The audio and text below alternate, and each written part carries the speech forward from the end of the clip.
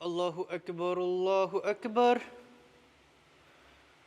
اللہ اکبر اللہ اکبر اشہد ان لا الہ الا اللہ اشہد ان لا الہ الا اللہ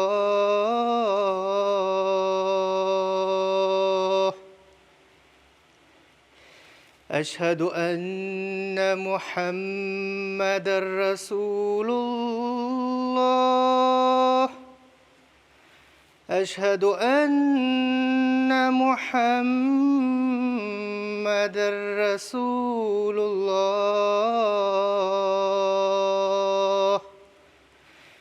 حی علی الصلاة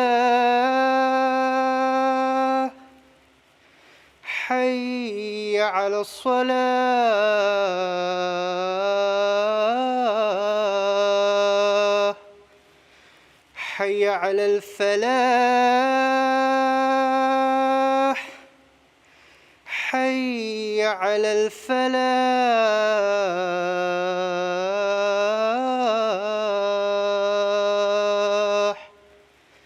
اللہ اکبر اللہ اکبر لا الہ الا اللہ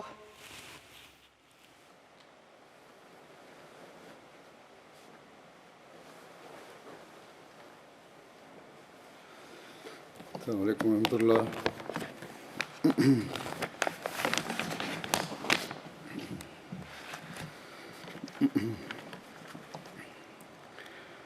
أشهد أن لا إله إلا الله وحده لا شريك له وأشهد أن محمدا عبده ورسوله أما بعد فأعوذ بالله من الشيطان الرجيم بسم الله الرحمن الرحيم الحمد لله رب العالمين الرحمن الرحيم مالك يوم الدين إياك نعبد وإياك نستعين اهدنا الصراط المستقيم صراط الذين أنعمت عليهم غير المغضوب عليهم ولا الضالين۔ آج کل کرونا کی وبا کی وجہ سے جو دنیا کے حالات ہیں، اس نے اپنوں کو بھی غیروں کو بھی سب کو پریشان کیا ہوا ہے۔ لوگ خط لکھتے ہیں، اپنی پریشانیوں کا اظہار کرتے ہیں، اپنے پیاروں، قریبیوں، رشتہ داروں کی بیماریوں کی وجہ سے پریشان ہیں، چاہے وہ کوئی بھی بیماری ہو۔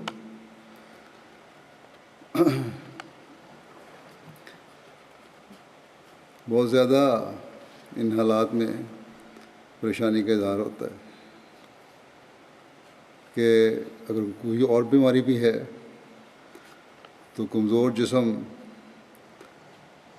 اس وبا کی بیماری کو لے ہی نہ لے۔ کچھ کو اس بیماری کا حملہ بھی ہوا ہے ہندیوں میں سے۔ بہرحال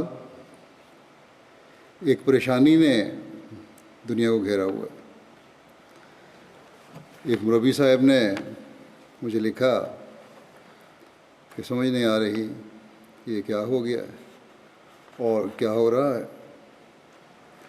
بات ان کی ٹھیک ہے. حقیقت یہی ہے کہ کچھ پتہ نہیں لگ رہا کہ کیا ہو رہا ہے دنیا کو. لیکن اللہ تعالیٰ قرآن کریم میں بھی فرماتا ہے انہی حالات کے متعلق، آج کے زمانے کے حالات کے متعلق کہ وقال الانسان ما لہا،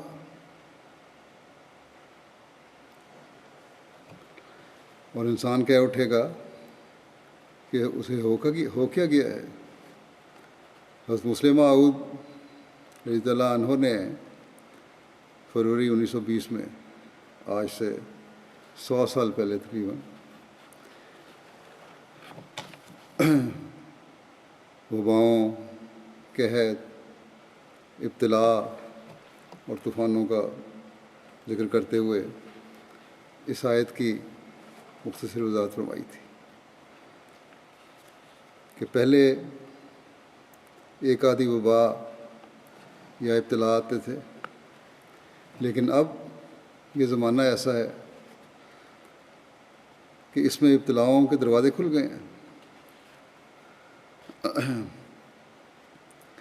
میں بھی گزشتہ کئی سالوں سے یہ کہہ رہا ہوں کہ حضرت مسیح علیہ الصلوۃ والسلام کی بعثت کے بعد اور جب سے کہ آپ نے دنیا کو خاص طور پر آفات اور آسمانی بلاؤں سے آگاہ کیا ہے، ہوشیار کیا ہے، دنیا میں طوفانوں، زلزلوں، وباؤں کی تعداد بہت بڑھ گئی ہے. اور انسان کو عمومی طور پر یہ وبائیں اور آفات ہوشیار کرنے کے لیے آ رہی ہیں کہ تم اپنے پیدا کرنے والے کی بھی حق ادا کرو اور اللہ تعالیٰ کی مخلوق کے بھی حق ادا کرو، اس کے بندوں کے بھی حق ادا کرو. بس ان حالات میں ہم نے خود بھی اللہ تعالیٰ کی طرف پہلے سے زیادہ جھکنا ہے اور دنیا کو بھی ہوشیار کرنا ہے. بعض بیماریاں اور وبائیں یا طوفان ایسی ہیں کہ جب دنیا میں آئیں تو قدرتی طور پر اس کا اثر ہر ایک پر پڑتا ہے. حضرت مسلم معود رضی اللہ عنہ بھی یہ فرماتے ہیں کہ ٹھیک ہے بعض ابتلاؤں کا ہم سے تعلق نہیں ہے، لیکن اس دنیا میں جب ہم رہتے ہیں تو کئی باتوں میں، مثلاً وبائیں ہیں، قحط ہیں، ان میں ہمیں بھی ایک حد تک حصہ لینا پڑتا ہے، یعنی ہم بھی اس میں شامل ہوتے ہیں، ہم پر بھی وہ اثر انداز ہوتی ہیں. یہ نہیں ہوتا کہ الہی جماعتوں کو ان سے بالکل محفوظ رکھا جائے. آپ نے فرمایا کہ کیونکہ یہ خدا کی مصلحتوں کے خلاف ہوتا ہے، لیکن مومن ان مشکلات سے اللہ تعالیٰ کے حضور جھکتے ہوئے، اس کا شکر گزار بندہ بنتے ہوئے گزر جاتا ہے. بس جیسا کہ میں نے کہا کہ ہمیں ان دنوں میں خاص طور پر اللہ تعالیٰ کے حضور بہت جھکنا چاہیے اور اس کا رحم اور فضل مانگنا چاہیے. اس لیے پہلے سے بڑھ کر ہر احمدی کو اللہ تعالیٰ کے حضور جھکنے کی کوشش کرنی چاہیے.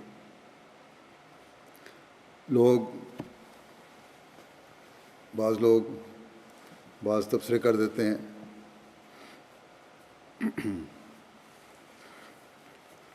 کہ یہ نشان کے طور پر وبا ہے اور کوئی ضرورت نہیں احتیاط کی یا بعض علاج کی، یا اس قسم کے اور ایسے تبصرے جو دوسروں کے جذبات کو تکلیف پہنچاتے ہیں۔ ہمیں نہیں پتہ کہ یہ نشان ہے، خاص طور پہ کوئی نشان ہے یا نہیں، لیکن عمومی طور پر بہرحال ہم کہتے ہیں، جیسا کہ میں نے ابھی بھی کہا اور چند خطبے پہلے اس بیماری کے ذکر میں بھی میں نے کہا تھا شروع میں ہی، کہ زمینی اور آسمانی بلائیں اور آفات بہت بڑھ گئی ہیں حضرت مسیح علیہ السلام کی بعثت کے بعد۔ بس عمومی طور پر تو بے شک کہا جا سکتا ہے، لیکن اس کو حضرت مسیح علیہ السلام کے زمانے کے تعاون کے ساتھ ملانا اور پھر اس قسم کی باتیں کرنا کہ نعوذ باللہ جو احمدی اس بیماری میں مبتلا ہیں یا اس سے وفات پا گئے ہیں ان کا ایمان کمزور ہے یا تھا، یہ کسی کو حق کہنے کا حق نہیں ہے۔ تعاون حضرت مسیح علیہ السلام کے لیے ایک نشان کے طور پر ظاہر ہوا تھا، گو کہ حضرت صلی اللہ علیہ وسلم نے اس بیماری سے فوت ہونے والے کو شہید قرار دی ہے، لیکن بہرحال کیونکہ ایک تعاون کے بیماری کے نشان کے طور پر ظاہر ہوا تھا، اور اس کے بارے میں اللہ تعالیٰ نے آپ کو خاص طور پر فرمایا تھا، اس بارے میں آپ نے اعلان بھی فرمایا تھا کہ نشان ہے، اور اس بارے میں جماعت کو ہدایات بھی فرمائی تھی۔ اس لیے اس تعاون کی جو آپ کے زمانے میں آیا ایک علیحدہ حیثیت تھی، لیکن ساتھ ہی اس وقت بھی حضرت مسیح علیہ السلام نے یہ جماعت کو فرمایا ایک موقع پر، بلکہ مفتی صاحب کو کہا اس کا اعلان کر دیں اخبار میں کہ میں اپنی جماعت کے لیے بہت دعا کرتا ہوں کہ وہ اس کو بچائے رکھے، مگر آپ فرماتے ہیں مگر قرآن کریم سے یہ ثابت ہے کہ جب قہر الہی نازل ہوتا ہے تو پھر بدوں کے ساتھ نیک بھی لپیٹے جاتے ہیں، اور پھر ان کا حشر اپنے اپنے اعمال کے مطابق ہوگا۔ پھر صرف یہ نہیں کہ ان کو اثر کوئی نہ ہوگا نیکوں کو، ہاں نیکوں پر بھی اثر ہوگا، جیسا کہ پہلے ذکر ہو چکا، حضرت مسلم موعود نے فرمایا کہ قانون قدرت ہے، یہ تو اثر ہوتا ہے۔ پھر آپ فرماتے ہیں دیکھو حضرت نوح کا طوفان سب پر پڑا، اور ظاہر ہے کہ ہر ایک مرد، عورت اور بچے کو اس سے پوری طرح خبر نہ تھی کہ نوح کا دعویٰ اور اس کے دلائل کیا ہیں، لیکن طوفان کی زد میں آ گیا۔ پھر آپ فرماتے ہیں کہ جہاد میں جو فتوحات ہوئیں وہ سب اسلام کی صداقت کے واسطے نشان تھیں۔ حضرت صلی اللہ علیہ وسلم کے ساتھ صحابہ جہاد میں شامل ہوئے، جہاد میں فتوحات ہوئیں، اس کے بعد خلفائے راشدین کے زمانے میں بھی جہاد ہوئے، ان میں بعض جگہ شکستیں بھی ہوئیں، لیکن عمومی طور پر فتوحات ہوئیں۔ آپ فرماتے ہیں یہ سب اسلام کی صداقت کے واسطے نشان تھیں، لیکن آپ فرماتے ہیں کہ لیکن ہر ایک میں کفار کے ساتھ مسلمان بھی مارے گئے، یہ نہیں ہوا کہ صرف کافر مارے گئے، وہ نشان کے طور پر تھا جہاد، لیکن اس میں مسلمان بھی مارے گئے، اور فرمایا کہ مسلمان جو مارے گئے، جو مارا گیا وہ مسلمان وہ شہید کہلایا۔ آپ فرماتے ہیں ایسا ہی تعاون ہماری صداقت کے واسطے ایک نشان ہے، اور ممکن ہے کہ اس میں ہماری جماعت کے بعض آدمی بھی شہید ہوں۔ پھر آپ فرماتے ہیں کہ سب سے اول حقوق اللہ کو ادا کرو، اپنے نفس کو جذبات سے پاک رکھو، اس کے بعد حقوق عباد کو ادا کرو۔ فرمایا خدا تعالیٰ پر سچا ایمان لاؤ اور تضرع کے ساتھ خدا تعالیٰ کے حضور میں دعا کرتے رہو، اور کوئی دن ایسا نہ ہو جس دن تم نے خدا تعالیٰ کے حضور رو کر دعا نہ کی ہو۔ پھر آپ فرماتے ہیں کہ اس کے بعد اسباب ظاہری کی رعایت رکھو، یعنی تمام جو ظاہری احتیاطیں ہیں وہ بجا لاؤ، وہ پوری کرو۔ پھر فرمایا جو تم میں سے بتقدیر الہی تعاون میں مبتلا ہو جاوے اس کے ساتھ اور اس کے لواحقین کے ساتھ پوری ہمدردی کرو،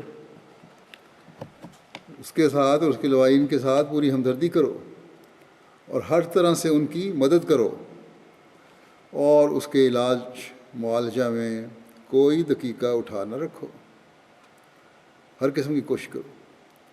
فرمایا لیکن یاد رہے کہ ہمدردی کے یہ معنی نہیں کہ اس کے زہریلے سانس یا کپڑوں سے متاثر ہو جاؤ۔ ہمدردی بھی شک کرو لیکن احتیاطی تدابیر بھی ضروری ہے، ان سے بچنا بھی ضروری ہے، بلکہ اس اثر سے بچو۔ بس اس بات سے ہمیں یہ سبق لینا چاہیے کہ جو بھی یہ مدد کرنے والے ہیں ان کو جو ضروری احتیاطیں ہیں، مثلا آج کل یہ کہا جاتا ہے ماسک پہنو، اور دوسری احتیاطیں ہیں، ان کو سامنے رکھنا چاہیے۔ اسی طرح سے بلا وجہ لوگوں کے گھروں میں آنے جانے سے بھی بچنا چاہیے۔ حکومت نے بھی منع کی ہے، اس سے پرہیز کرنا چاہیے۔ آج کل یہاں یو کے میں باوجود حکومت کے کہنے کے اور منع کرنے کے لوگ پارکوں میں جا کر اکٹھے ملنا جلنا رکھتے ہیں۔ اجازت تو صرف اس حد تک ہے کہ تم واک کر سکتے ہو، تھوڑی سی کھلی ہوا میں جا سکتے ہو، یہ نہیں ہے کہ پارکوں میں بیٹھ کر پکنک منانی شروع کر دو اور اکٹھے ہو جائیں کئی لوگ۔ یہ غلط طریق ہے، اور حکومت بار بار اس طرح توجہ دلا رہی ہے۔ کاروں میں بیٹھ کر چلے جاتے ہیں۔ حکومت نے کہا ہے کہ اگر تمہیں کہتے ہو ہم ہوا کے لیے جاتے ہیں، ایکسرسائز کے لیے جاتے ہیں پارک میں، تو پھر پیدل جاؤ گھروں سے یا سائیکلوں پر جاؤ۔ یہ کاروں میں اکٹھے بیٹھ کر جو جاتے ہو یہ بھی غلط طریقہ ہے۔ اب بعض جگہ کونسلوں نے پارکنگ کی جگہیں بند کرنے کا اعلان کیا ہے کہ کاریں آنے کی اجازت ہی نہیں، پارکنگ کی اجازت ہی نہیں ہے۔ بہرحال احمدیوں کو اس قسم کی حرکتوں سے بچنا چاہیے۔ جن کے سپرد مدد کے کام ہیں، بہت سارے والنٹیئر خدام احمدیہ نے پیش کیے ہیں اور بھی مدد کر رہے ہیں، وہ تمام احتیاطوں اور دعاؤں کے ساتھ اس مدد کے فریضے کو سر انجام دیں اور بے احتیاطیوں سے بچیں، بلا وجہ اپنے آپ کو ہلاکت میں نہ ڈالیں۔ یہ جہالت ہے، یہ کوئی بہادری نہیں ہے، یہ جہالت کہلاتی ہے۔ بس بہت احتیاط کریں۔ پھر آپ نے فرمایا، حضرت مسیح علیہ السلام نے فرمایا کہ جو خدا نخواستہ اس بیماری سے مر جائے وہ شہید ہے، اس کے واسطے ضرورت غسل کی نہیں اور نیا کفن پہنانے کی ضرورت نہیں۔ اسے بھی شہید والا سلوک کیا جاتا ہے۔ اس وقت جو تعاون کی انتہاءات تھی، یہاں تو حکومت نے کچھ حد تک اجازت دی ہوئی ہے، غسل بھی کر سکتے ہیں اور کفن بھی بنا دیتے ہیں، لیکن اس زمانے میں جو شدید حالات تھے اس وقت آپ نے یہ فرمایا تھا کہ ضرورت نہیں۔ پھر تاکید آپ نے یہ بھی فرمایا کہ گھروں کی صفائی بہت زیادہ کرو، اس کے متعلق خاص طور پر ہدایت فرمائی، اور یہ فرمایا اس کے ساتھ ہی یہ بھی فرمایا گھروں کی صفائی کے ساتھ کہ اپنے کپڑوں کی صفائی رکھو، اپنے کپڑے بھی صاف رکھو اور نالیاں بھی صاف کراتے رہو۔ یہاں تو انڈر گراؤنڈ سارا سیوریج سسٹم ہوتا ہے، یہ خاص طور پر غیر ترقی یافتہ ممالک میں جہاں نالیاں کھلی ہوتی ہیں، یہ بہت ضروری چیز ہے کہ نالیاں صاف رکھی جائیں۔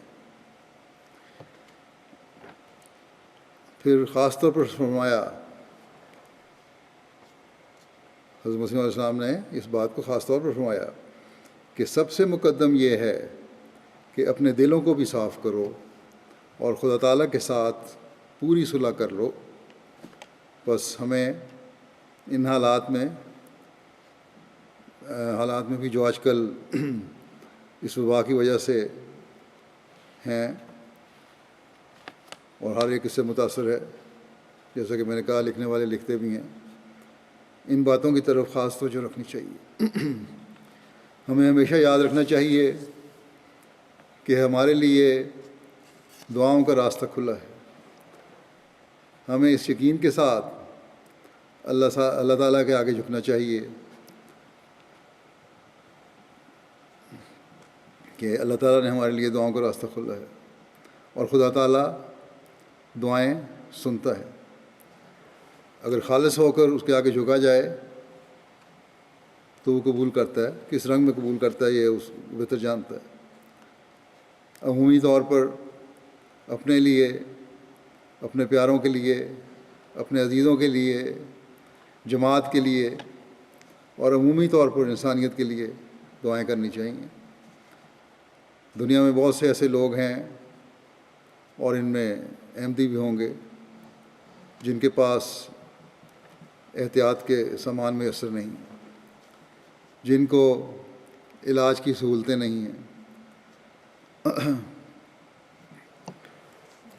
کھانے پینے کی سہولتیں نہیں ہیں۔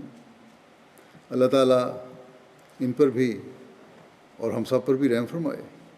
ہم کوشش کرتے ہیں جماعتی طور پر کہ ان حالات میں خوراک وغیرہ ہر احمدی تک پہنچائیں، لیکن پھر بھی ہو سکتا ہے کمی رہ جاتی ہے، بلکہ یہ کوشش ہوتی ہے کہ خوراک یا علاج کی سہولتیں اس کوشش کے باوجود کہ پہنچائیں، کمی رہ جاتی ہے احمدیوں کو پہنچانے کی۔ بلکہ ہم تو یہاں تک کوشش کرتے ہیں کہ غیروں تک بھی یہ سب سہولتیں، علاج کی سہولت یا خوراک وغیرہ کی سہولت جہاں ضرورت ہے پہنچے۔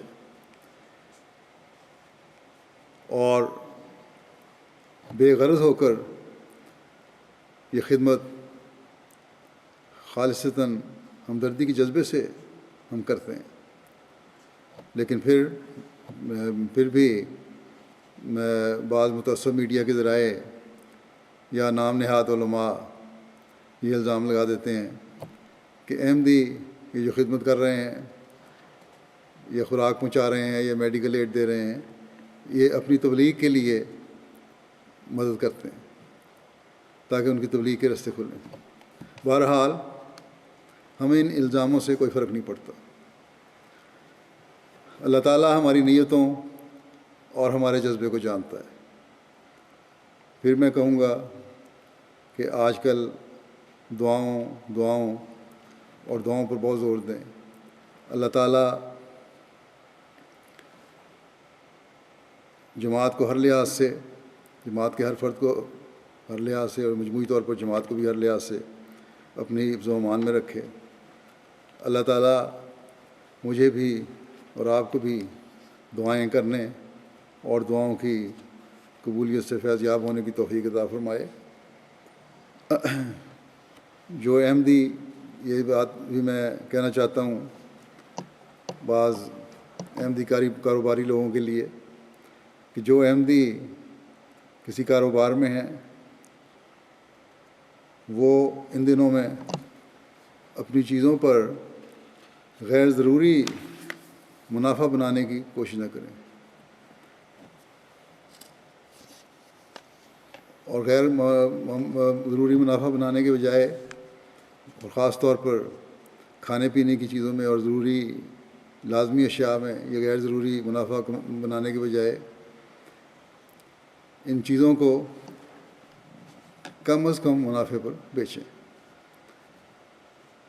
اور یہی انسانیت کی خدمت کے دن ہیں جس کی حضرت مسیح علیہ السلام نے بھی تلقین فرمائی ہے کہ ہمدردی کا جذبہ پیدا کرو۔ حقوق العباد کی ادائیگی کے یہی دن ہیں، اور اس ذریعے سے یہ خدا تعالیٰ کا قرب پانے کے بھی دن ہیں۔ اللہ تعالیٰ ہر ایک کو جو بھی کاروباری لوگ ہیں اس کی توفیق عطا فرمائے کہ وہ بجائے غیر ضروری منافعوں کے ایک ہمدردی کے جذبے کے تحت اپنے کاروباروں کو بھی ان حالات میں چلائیں۔ اب میں گزشتہ دنوں فوت ہونے والے ہمارے ایک انتہائی مخلص کارکن اور خادم سلسلہ محترم ناصر احمد سعید صاحب کا ذکر کروں گا، جو 5 اپریل کو بقضاء الہی وفات پا گئے۔ انا للہ و انا الیہ راجعون۔ ناصر احمد سعید صاحب 1951 میں ڈسکہ ضلع سیالکوٹ میں پیدا ہوئے تھے، وہاں کے ایک گاؤں میں تاج دین صاحب کے گھر میں۔ ان کے والد کا نام تاج دین تھا، آپ پیدائشی احمدی تھے۔ تعلیم زیادہ حاصل نہیں کی، مڈل تک 8ویں کلاس تک تعلیم حاصل کی انہوں نے۔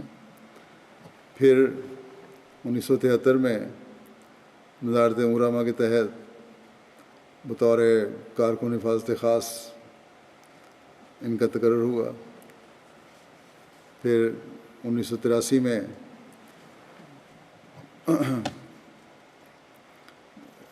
یہ حضرت خلیفۃ المسیح رابع کے روا سے ہجرت کرنے کے بعد 2 سال کے بعد یہ بھی 1985 میں خلیفۃ رابع کی اپریل 84 میں میرا خیال ہجرت ہوئی تھی۔ یہ 1985 میں پھر یہ روا سے لندن کا تبادلہ ہو گیا اور خدمت انجام دیتے رہے۔ عمر کے لحاظ سے ان کو اکتوبر دفتری کارروائی جو ہوتی ہے قواعد کی، اس کے مطابق ان کو اکتوبر 2010 میں ریٹائر کر دیا گیا تھا، لیکن انہوں نے ریٹائرمنٹ کے بعد بھی اپنا کام جاری رکھا، ڈیوٹی کے فرائض سر انجام دیتے رہے، اور اللہ تعالیٰ کے فضل سے خلافت ثالثہ سے لے کے اب تک میرے وقت تک ان کو ڈیوٹی کی سعادت ملی۔ ناصر سعید صاحب بہت سی خوبیوں کے مالک تھے، بڑی ایمانداری اور مستعدی کے ساتھ اپنی ڈیوٹی سے انجام دیتے تھے۔ خلافت احمدیہ کے ساتھ ان کو بڑا سچا پیار کا تعلق تھا۔ ان کے پسماندگان میں ان کی اہلیہ کلثوم بیگم صاحبہ ہیں، ایک بیٹا ہے خالد سعید احمد سعید، اور ان کے بچے ہیں آگے خالد سعید صاحب کے۔ خالد سعید صاحب بھی رضاکار طور پر حفاظت خاص میں ڈیوٹی دیتے رہتے ہیں۔ اللہ تعالیٰ ان کو اپنے ناصر سعید صاحب کی طرح وفادار بنائے اور ان کے نقش قدم میں چلنے کی توفیق عطا فرمائے، اور ناصر سعید صاحب کی اہلیہ کو صبر اور حوصلہ عطا فرمائے۔ ان کے ایک رشتہ دار ہیں ناصر سعید صاحب کے، ماموزاد محمود صاحب ربوہ میں ہیں۔ انہوں نے وہ پہلے فوج میں تھے محمود صاحب، اور ان کے ہم عمر ہی تھے۔ کہتے ہیں کہ ناصر سعید صاحب کے والدین نے بھی ان کو کہا کہ فوج میں بھرتی ہو جاؤ یا کوئی اور نوکری کر لو، تو انہوں نے انہیں جواب دیا اگر نوکری کرنی ہوئی تو جماعتی نوکری کروں گا، ورنہ جو چھوٹا سا ذمہ دارہ ہے یہی اپنا ذمہ داری کا کام کرتا رہوں گا۔ اور اس کے بعد پھر جیسا کہ میں نے کہا یہ جماعت میں آئے اور بھرتی ہو گئے۔ اپنے ان کی رشتہ داری لکھتے ہیں کہ اپنے سب عزیز و اقارب سے نہایت پرخلوص محبت کا سلوک رکھتے تھے، اور بہت سے ضرورت مند اقربا کی خاموشی سے امداد بھی کرتے رہتے تھے۔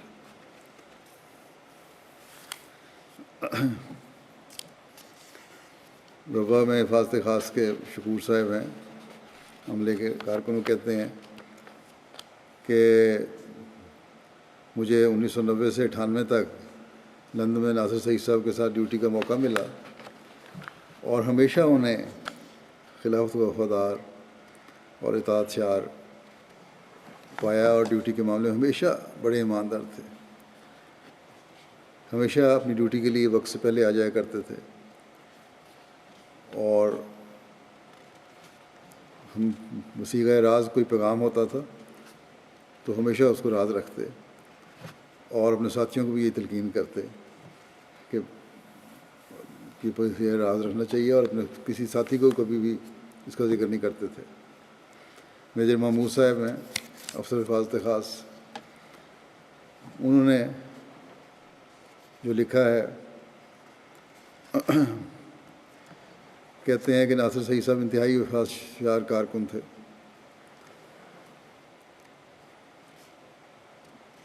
ان کی روح کا محور صرف اور صرف خلافت احمدیہ تھی، دنیاوی علائشوں سے مبرہ تھے، خدمت دین ہی ان کا نصب العین تھا، خدمت کرنے کے علاوہ ان کی اور کوئی سوچ نہیں تھی۔ دلی خواہش رکھتے تھے کہ خلافت کے در پر جان نکلے، اور اسی کو انہوں نے سچ کر دکھایا۔ مہمان نوازی میں بھی بڑے آگے بڑھے ہوئے تھے، اپنی مثال آپ تھے، ہر بڑے چھوٹے کی عزت و خیال رکھتے تھے، اپنے سے سینئر کی بھی حد عزت کرتے تھے، کبھی ہونٹوں پر کبھی زبان پر گلا شکوہ نہیں لائے، اور ہمیشہ ہر حکم کی تعمیل کو اپنا فرض جاننا۔ میجر صاحب نے لکھا ہے کہ وقف زندگی کی وہ ایک لاجواب مثال تھی، اور حقیقت بھی یہی ہے کہ بے لوث ہو کے انہوں نے اپنی خدمت کی ہے اپنی زندگی میں۔ جامعہ جرمنی کے طالب علم ہیں، وہ بھی لکھتے ہیں، ہارون صاحب، کہ ان کو کئی دفعہ ان کو تجربہ ہوا کہ لوگوں کی اگر فریقین میں کوئی رنجشیں ہیں، چپکلشیں ہیں، تو ان میں صلح صفائی کرانے میں بڑا کردار ادا کرتے تھے۔ کہتے ہیں کہ میں نے ان سے پوچھا کہ آپ چھٹیوں میں کبھی کہیں جاتے ہیں؟ تو انہوں نے جواب دیا کہ خلیفہ وقت کی جو خدمت ہے وہاں حاضر رہنا اور ڈیوٹی دینا، وہی وقف زندگی کی رخصتیں ہیں، اور کوئی اور مقصد نہیں ہونا چاہیے۔ پھر بے شمار لوگوں نے ان کے اخلاق، ان کی مہمان نوازی، ان کی خوش مزاجی اور پیار اور محبت کا ذکر کیا ہے۔ وہ کسی بڑے اعلیٰ عہدے پر فائز نہیں تھے جماعت کے، لیکن معمولی خدمت گزار ہونے کے باوجود ہر دل عزیز تھے، جس سے ملتے اس کو دل مول لیتے تھے۔ نصیر باجوہ صاحب ہیں جرمنی کے، کہتے ہیں بڑے عمدہ اخلاق اور عادات کے مالک تھے، سب کے لیے بہتر سوچتے تھے، ہر وقت ہر شخص کی خدمت کے لیے تیار رہتے تھے، اور دوسروں کی مدد کر کے خوش ہوتے تھے، اور اس میں دلی تسکین محسوس کرتے تھے۔ امریکہ کے ایک خادم ہیں سید اویس، انہوں نے بھی یہ لکھا، ہر ملک کے لوگوں کے خطوط آ رہے ہیں، سارے تو بیان بھی نہیں ہو سکتے یہاں، کہ جب بھی امریکہ کے دورے پہ آئے بڑی بشاشت سے ملتے، کبھی تھکاوٹ کے آثار نہیں انہیں دیکھے، اور خدام کو بھی بڑے پیار سے ملتے، بڑے پیار سے سمجھاتے، اور ان کا حوصلہ بڑھانے کی کوشش کرتے۔ بڑی خوبی تھی ان میں یہ۔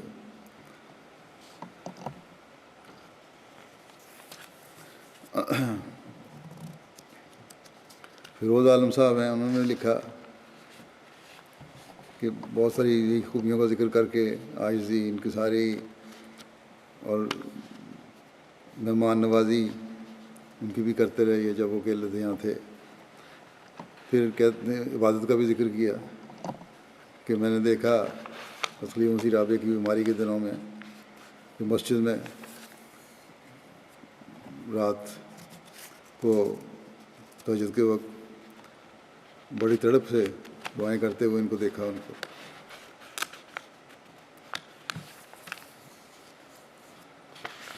حسنات صاحب ہیں جرمنی کے سابق صدر احمدیہ، وقف زندگی ہیں وہ بھی، انہوں نے بھی یہی لکھا ہے کہ ان کے اخلاص، ڈیوٹی میں لگن، خلافت سے وفا کو دیکھ کر ہمیشہ رشک آتا تھا۔ ایک طرف سادگی کی انتہا تھی، تو دوسری طرف ایک عجیب عرفان بھی ان کے اندر تھا۔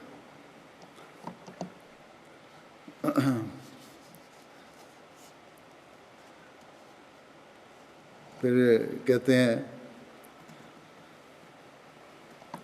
ان سے خدا الحمدیہ کی کہ صدر کی حیثیت سے ڈیوٹیوں کے والے سے بھی بہت کچھ سیکھنے کا موقع ملا۔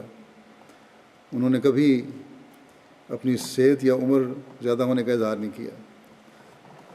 اپنی ڈیوٹی میں وہ دوسروں کی طرح جوان نظر آتے تھے، اور صدر یہ حسنات صاحب بھی لکھتے ہیں کہ میں نے کئی دفعہ دیکھا کہ وہ اس بات کو برداشت نہیں کرتے تھے کہ ان سے کوئی عمر زیادہ ہونے کی وجہ سے کوئی امتیازی سلوک کرے۔ ٹھیک ہے، جس طرح باقی خدام ڈیوٹی دے رہے ہیں، باقی سیکورٹی ڈیوٹی دے رہے ہیں، میں بھی ڈیوٹی دوں گا۔ اپنے چھوٹوں سے بڑی عزت سے پیش آتے، بڑے پیار سے پیش آیا کرتے تھے۔ وہ کہتے ہیں کہ ہمیں بڑی شرمندگی ہوتی تھی ان کے سلوک سے۔ ہماری ڈیوٹی دینے والے خدام کی بڑی حوصلہ افزائی کرتے تھے۔ کہتے ہیں یہ بڑی اچھی بات کی ہے کہ لوگ باتیں کرتے ہیں کر کے یا کیمپ منعقد کر کے کسی کو ٹریننگ دیتے ہیں، لیکن آپ کی ڈیوٹی آپ کی حاضر دماغی، اخلاص اور دعاؤں کی، یہ ٹریننگ جو تھی آپ کی، وہ بے لوس ہو کے اپنی خدمت ڈیوٹی دینا، حاضر دماغی، اخلاص اور دعاؤں کے ذریعے سے ٹریننگ تھی آپ کی۔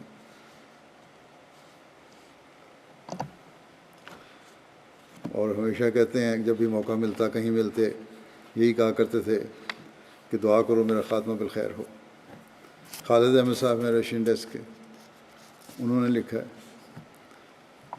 اور بہت ساری باتوں کے ساتھ جو سب لکھ رہے ہیں یہ بھی لکھا کہ وہ ہمیشہ خاموشی سے نہ صرف خود مستحقین کی مدد کیا کرتے تھے، بلکہ بہت سے متمول افراد جماعت کو بھی اپنے غریب اور مستحق بھائیوں اور بہنوں کی مدد کی طرف مستقل طور پر توجہ دلاتے اور راغب کرتے رہتے تھے۔ پھر ان کی ایک نمایاں خوبی اکرام ضیف تھی، خاص طور پر جلسے کے موقع کے دنوں میں یہ صفت ان کی اپنے عروج پر ہوتی تھی۔ جلسہ پر آئے ہوئے مہمانوں کا دلی احترام کیا کرتے تھے، اور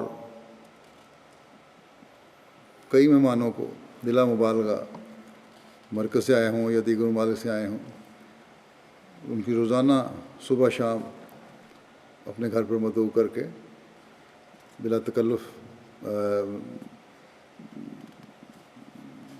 مجلس بناتے، بٹھاتے ان کو، اور پھر ان کو پرتکلف کھانا کھلاتے، اور پھر ساتھ ہی ہر ایک مہمان کو ایک مسجد میں بچھائی ہوئی جہاں نماز کا ایک تحفہ بھی دے دیا کرتے تھے۔ اطہر زبیر صاحب ہیں جرمنی کے، انہوں نے بھی یہی لکھا، خصوصیات کے ساتھ خلافت کے ساتھ وفا کا تعلق تھا، بڑے مخلص تھے، اور گفتگو کا انداز بڑا شفقت والا اور نرم تھا۔ اور اگر اگلے شفٹ کے دوران، کہتے ہیں میں نے کئی دفعہ دیکھا، اگر اگلی شفٹ پہ آنے والا کسی کارکن کو دیر بھی ہو جاتی تو شکایت نہ کرتے تھے، بلکہ اللہ کا شکر ادا کرتے تھے کہ خلیفہ وقت کی ڈیوٹی میں کچھ مزید وقت مجھے مل گیا، اور ہر وقت ڈیوٹی کے لیے کمر بستہ رہتے تھے۔ بیمار ہوتے تب بھی ڈیوٹی سے جلد فارغ ہونے کی خواہش نہ کرتے، بلکہ ہمیشہ بلکہ آخری بیماری میں بھی میں نے سنا ہے کہ اپنے بیٹے کو یہی کہا کہ اچھا وقت کیا ہے، تو اس کا مطلب ہوا کہ آج کی ڈیوٹی تو پھر گئی، آج میں جا نہیں سکوں گا ڈیوٹی پہ۔ شدید بیماری میں بھی اس وقت ڈیوٹی کی فکر تھی۔ پھر حمزہ رشید صاحب ہیں یہاں ایک، وہ کہتے ہیں کہ بڑے پیار اور محبت کرنے والے اور حوصلہ افزائی کرنے والے نیک بزرگ تھے، خدام کے لیے ایک نمونہ تھے، بڑی جاں فشانی سے، محنت سے اور لگن کے ساتھ اپنی ذمہ داری نبھاتے تھے، خلافت سے والہانہ محبت کرنے والے تھے، خدام کو ہمیشہ توجہ دلاتے کہ تم لوگوں نے محبت کرتے ہوئے خلیفہ وقت کی ڈیوٹی سر انجام دینی ہے، اور اس بات کو اپنی تمام دوسری چیزوں پر مقدم کرنا ہے۔ سید طہٰ نور صاحب ہیں، مروی سلسلہ انڈونیشیا ہیں، کہتے ہیں جب بھی مجھے ملے انڈونیشیا کا ذکر کیا کرتے تھے، جب وہ 2000 میں خلیفہ مسیح رابع کے ساتھ انڈونیشیا گئے تھے، اس زمانے کی باتوں کا ذکر کرتے تھے۔ کہتے ہیں ایک دفعہ جہاں مسجد میں آئے ہوئے تھے وہاں کپڑے دھونے کا انتظام نہیں تھا، تو ہم نے انہیں کہا کہ ہمیں تو ہم باہر سے دھلوا لیں، لیکن آپ نے اور آپ کے جو ساتھی تھے دوسرے، انہوں نے کہا کہ ہم کپڑے تو خود دھوتے ہیں، کہ ہم تو کہنے لگے کہ ہم تو نوکر لوگ ہیں، ہمارا یہ مقام نہیں ہے کہ دوسرے لوگ ہمارے کپڑے دھوئیں، اور بڑی کوشش کے بعد بھی اپنے کپڑے دیے انہوں نے۔ اب یہ بظاہر چھوٹی چھوٹی معمولی باتیں ہیں، لیکن ایک وقف زندگی کی اصولی روح کا ان باتوں سے پتہ چلتا ہے کہ کس طرح ایک وقف زندگی کو ہونا چاہیے، اور نوجوانوں کو بھی اسی سبق ملتا ہے۔ عدنان ظفر صاحب ہیں، سابق محترم مقامی UK، انہوں نے بھی لکھا ہے کہ بڑا ڈیوٹی دینے کی طرف خاص طور پہ ہمیں توجہ دلاتے رہتے تھے، اور خاص چیز جو انہوں نے لکھی، باقی باتیں جو لکھیں کھانے پینے کا خیال رکھنے والی باتیں بھی ڈیوٹی کے دوران اور چیزیں، اس کے علاوہ لکھتے ہیں کہ مجھے خلافت کے آداب انہوں نے سکھائے، خلافت سے مضبوط تعلق کے گر سمجھائے، انتہائی دوراندیش شخصیت تھی، جب بھی کسی معاملہ میں مشورہ مانگا ہمیشہ فائدہ ہوا۔ اطہر احمد صاحب ہیں، کارکن حفاظت خاص کے، یہ بھی لکھتے ہیں کہ میں نے 9 سال ڈیوٹی کی، 11 سے لے کر 20 تک عمومی میں تھا، اس کی ڈیوٹی کی، پھر حفاظت خاص میں شامل ہوا۔ تو ان سے میں نے پوچھا کہ آپ نے 48 سال، ناصر سعید صاحب سے انہوں نے پوچھا اطہر نے، کہ 48 سال 3 خلافتوں کے ساتھ آپ نے ڈیوٹی کی ہے، مجھے کوئی نصیحت کریں تاکہ میں بھی آپ کی طرح ڈیوٹی کر سکوں۔ تو انہوں نے کہا کہ یہاں اپنی آنکھیں اور کان کھلے رکھنا اور زبان بند رکھنا، اور اس کے ساتھ دعا کرتے رہنا۔ یہ نصیحت جو ہے یہ عمومی طور پر ہر وقت زندگی کے لیے ضروری ہے، اس پہ عمل کرنا، بلکہ ہر کارکن اور جماعتی خدمت گزار کے لیے ضروری ہے، ہر عہدیدار کے لیے ضروری ہے۔ بڑی پتے کی بات ہے یہ۔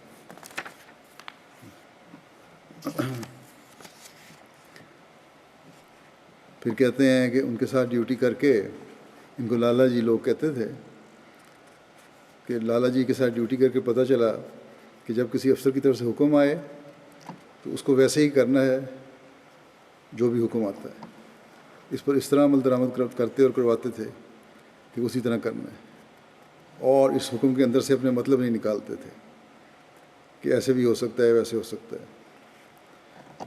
کہتے ہیں جتنا ان کو کہا جاتا اور جیسے کہا جاتا ہے بالکل ویسے کرتے تھے، اور ہم لوگوں سے بھی ویسے ہی کرواتے تھے۔ اور اگر یہ کہا جاتا ہے کہ فلاں شفٹ انچارج تو اس طرح کرتے ہیں، تو کہتے ہیں مجھے نہیں پتہ وہ کیا کرتے ہیں، مجھے تو جیسے حکم ملا میں نے ویسے ہی کرنا ہے۔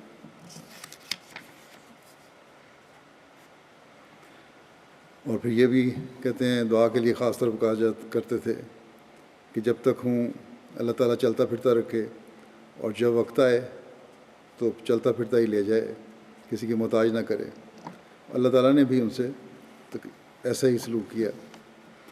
اللہ تعالیٰ مرحوم سے مغفرت کا سلوک فرمائے، ان کے درجات بلند کرے، ان کی اہلیہ کو بھی صحت والی زندگی عطا فرمائے اور صبر اور حوصلہ بھی عطا فرمائے، ان کے بیٹے کو بھی وفا کے ساتھ، جیسا کہ پہلے میں نے کہا تھا، خلافت و جماعت سے جوڑا رکھے، بلکہ ان کی نسل کو بھی، اولاد کو۔ میں ان کو اس وقت سے جانتا ہوں جب یہ جماعت کی خدمت کے لیے آئے تھے پاک روا میں۔ یقیناً سب لکھنے والوں نے حقیقت جو بھی لکھا ہے بڑی حقیقت ہے، بڑے بے لوث ہو کر خدمت کرنے والے تھے اور کامل اطاعت کرنے والے تھے۔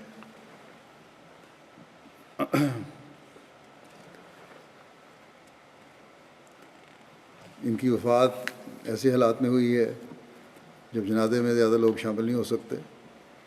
کچھ عرصے یہ دل کے مریض تھے، اینجیوپلاسٹی بھی ہوئی تھی،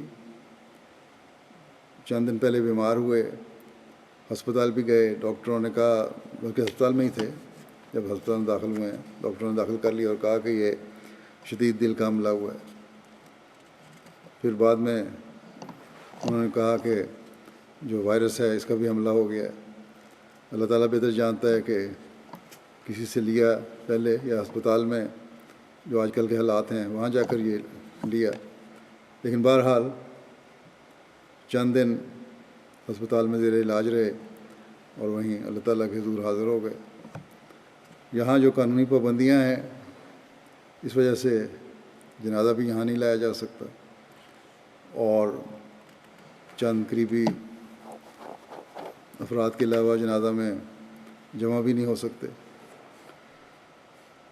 اور پھر جنازہ کے لیے بھی شرط ہے کہ وہیں فنرل ہاؤس میں ہوم جو ہے ان کا فنرل ہوم یا قبرستان، اسی میں ہی جنازہ ہوگا۔ اس لیے بہرحال آج کل جو حالات ہیں اس وجہ سے میں بھی ان کا جنازہ غائب کسی کو پڑھاؤں گا انشاءاللہ بعد میں۔ بے شمار لکھنے والوں نے جیسا کہ میں نے کہا ان کی خوبیاں لکھی ہیں، اور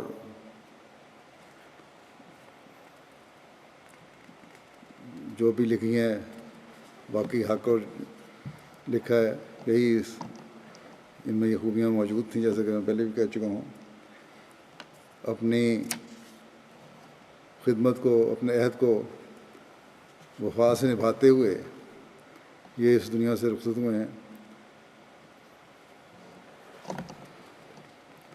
ہر عہد جو انہوں نے اللہ تعالیٰ سے کیا اس کو پورا کیا، ان کی زندگی میں یہی نظر آتا ہے ہمیں۔ اس لحاظ سے یہ ان لوگوں میں شمار ہوتے ہیں جن کے بارے میں حضرت مسیح موعود علیہ السلام نے فرمایا کہ یہ شہید ہیں، اللہ تعالیٰ انہیں ان میں شامل فرمائے۔ اور وہ تمام احمدی جو اس بیماری کی وجہ سے جن کی وفات ہوئی ہے، اللہ تعالیٰ ان سے بھی رحم اور مغفرت کا سلوک فرمائے، اور ہر ایک سے اللہ بہتر جانتا ہے کہ کس کے ساتھ کیا ہے۔ ہماری تو یہی دعا ہے کہ ہر ایک جو ہے وہ اللہ تعالیٰ کی رحم اور مغفرت حاصل کرنے والا ہو۔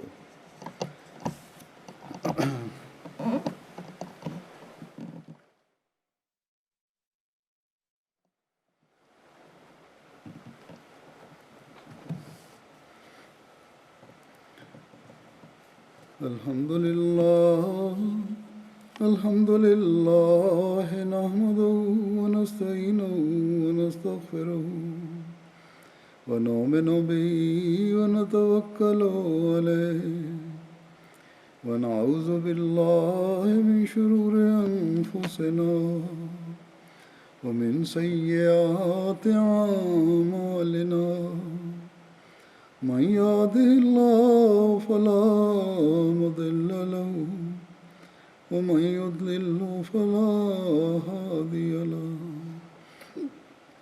ونشهد أن لا إله إلا الله ونشهد أن محمدا عبده ورسوله۔